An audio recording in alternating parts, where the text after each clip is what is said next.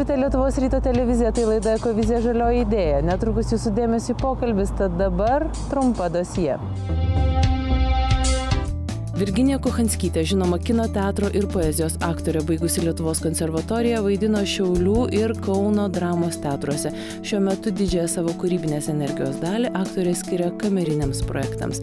Jie pelnytai galima vadinti vieną pirmųjų aktorių, kuri Lietuvos teatrinėje erdvėje įtvirtino poezijos artistės sampratą. Virginija Kochanskytė yra pasaulinės organizacijos UNICEF veidas Lietuvoje.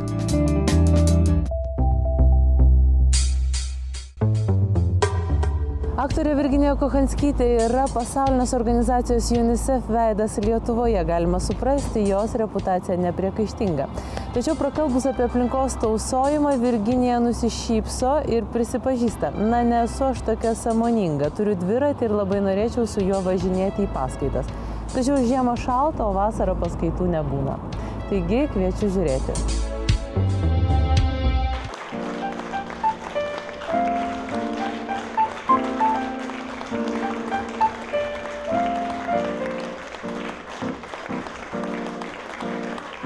Asmeniškai aš žinojau visada, tik tai, kad jumise įvyko ta tokia didžiulė transformacija. Padėkit man atsakyti, kada.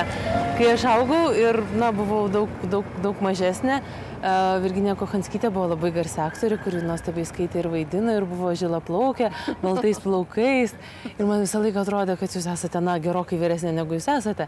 Bet kai jūs jau pasiekėte tam tikrą amžių, staiga jūsų plaukai iš žilų tapo kitokiais ir jūs staiga pradėjote, laikas pradėjo jums atvirkštinę eigą eiti, jūs pradėjote jaunėti.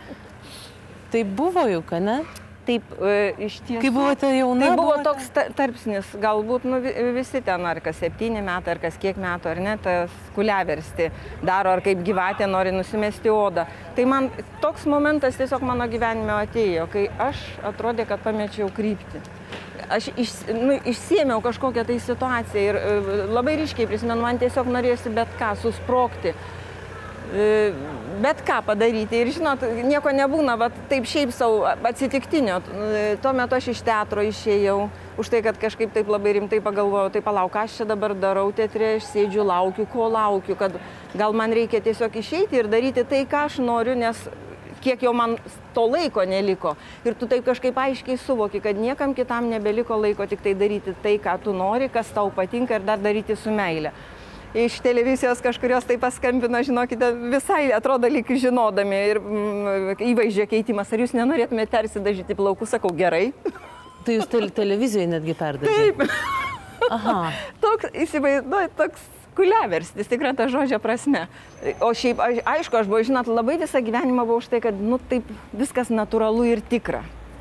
Jokių dažų, teatre, kada reikia ir tos plaukus, pavyzdžiui, sako, kodėl tu nenusidažai, sakau, tai kad man nereikia. Jau konservatorijoje, kai studijavau, tai mano kursiokai pešiodavo plaukus ir paskui kažkokiam kursėje sako, kad gal jau tą nedarom, nes kad neliktų plika.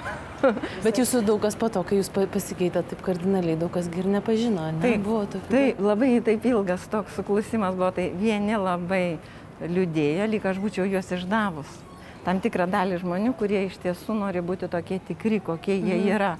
Tai jie labai nuliūdo ir man sakydavo ir po šiai dienai kas nors tą pasako. O kiti tai labai mane sveikino ir džiaugiasi, kad aš pagaliau tą padariau. Būdavo ir tokių pajokavimų, kokie nors ten, reiškia, vyrų kompanija sako, tai gerbiama aktorė, jūs turite tokius puikius plaukus, tai kam jūs taip ilgai juos baltai dažėt? Gerai, iki. Labai ačiū. Jau nėra, kad bus rytoj kažkas, viskas yra šiandien.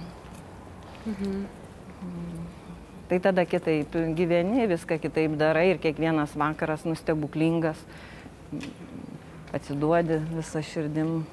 Tam daugelį dalykų juk iš tiesų teatro pasaulyje, ir bet kur tai galim, jeigu šou, jeigu yra labai daug spaudos, tai čia kažkas vertingo, ar ne, jeigu pas Nekrošių, tai jau čia vaidmuo, o jeigu pas kokią nors Aitę ar kokį nors šiaip, reiškia, Petrą, tai jau čia nesiskaito. Bet taip nėra. Juk tavo valanda yra ta, kuri yra, ir jeigu tu visą gyvenimą fantazuosi ir svajosi, kad kada nors, kai tu jau Niujorke būsi, ar tu kaip Paryžiui, komedija Frances, tai tada jau tu vaidinsi, nieko tu tada nevaidinsi, o jeigu neišmuš ta valanda, tai tu ir liksi negyvenęs. Bet yra galbūt pagrindinis dalykas aktoriui, tai jo patirtis, jo patyrimas. Ir jeigu kas nors iškeliaus kada nors su mumis, kur nors, kur mes nežinom, kur ta šalis yra, tai tik tai, ką mes patyrėm, niekas kitas neiškeliaus. Kūnas tai jau iš biologijos žinom puikiausiai, kad atguls ir jis lieka sugrauš. Tai vilties, kad tu kažkokį tai tokį įdomų gyvenimą, reiškia, kad tęsinį gali turėti, tai tavo siela.